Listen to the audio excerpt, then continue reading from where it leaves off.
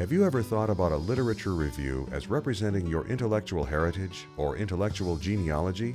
In his exploration of the purpose of a literature review, Dr. Patton explains this interesting perspective. He also points out common errors to avoid when undertaking a literature review. One of the things that we do as scholar practitioners is look at the knowledge created by other people. And we draw on that knowledge as a way of positioning our own work and understanding where our contribution to knowledge, our own research, fits in that larger tradition. This is often referred to as the literature review. And the way that you go about knowing the knowledge that others have generated that you're going to build on and contribute to is to conduct a literature review. I tend not to like that terminology because it sounds like the purpose is to review the literature. Literature review is actually a means to another end. And it's that end, it's that purpose of conducting the literature review that I want to focus on.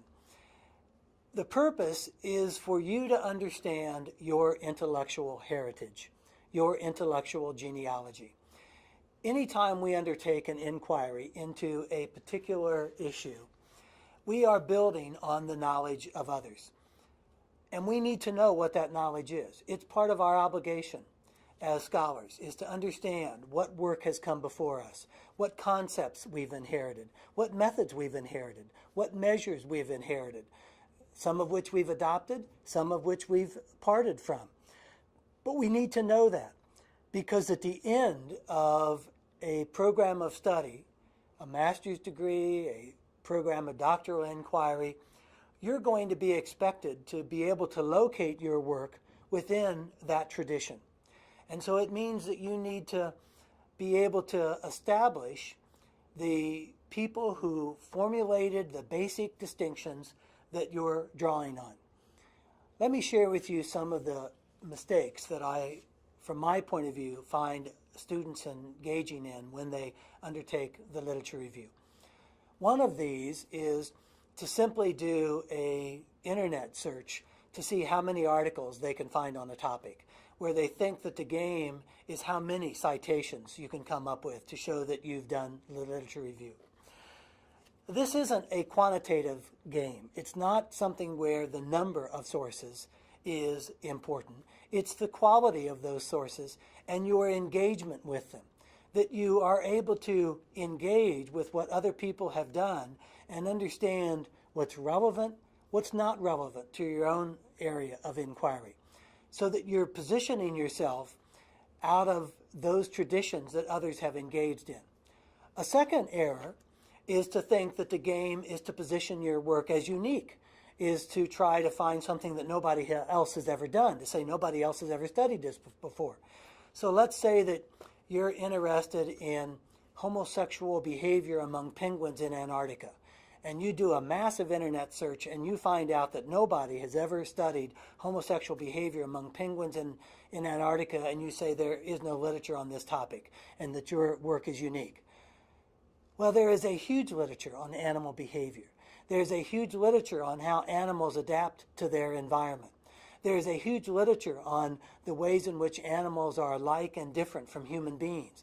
There's a huge literature on anthropomorphism out of both the humanities and the social sciences about how we impose our perspectives about what's important to humans on animals and the interpretations we make of animal behavior based upon our perceptions of the world.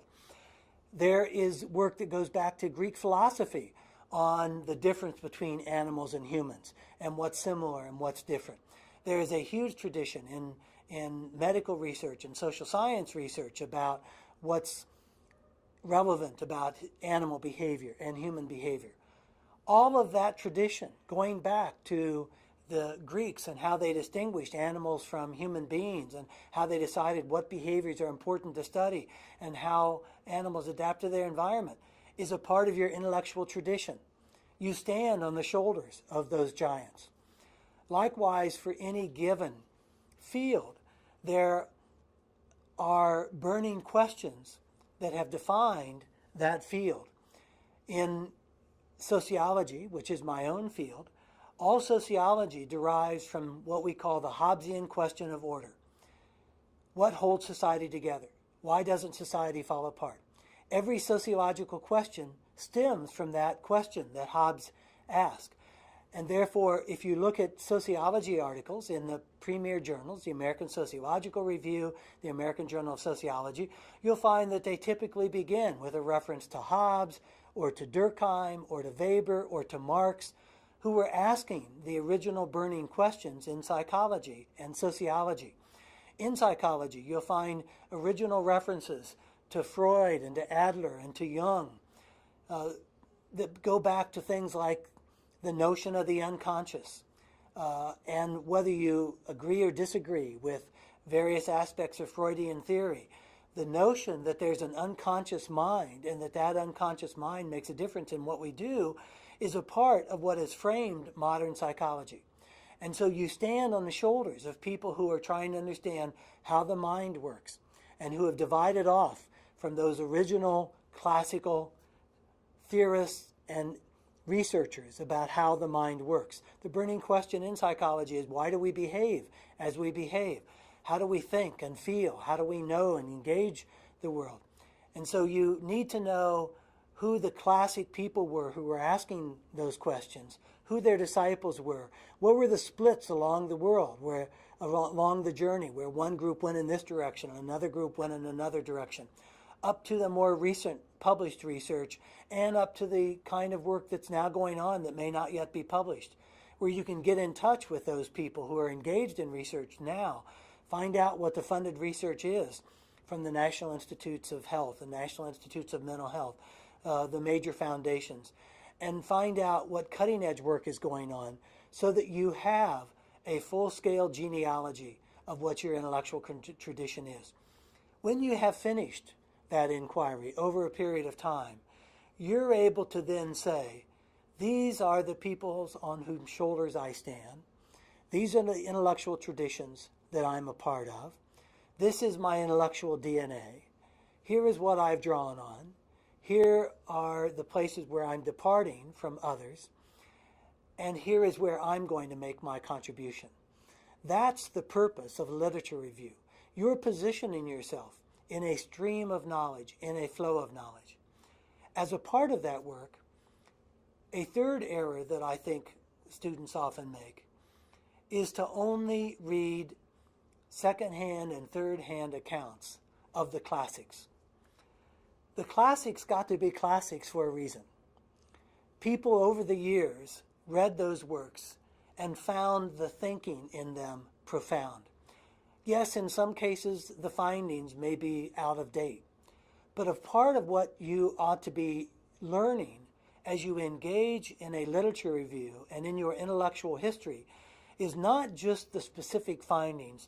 You are learning how scholars think. You're learning how scientists think. You're learning how a researcher thinks. So read those works not only for what they found out, read them for their methods. Look for the methods findings linkage.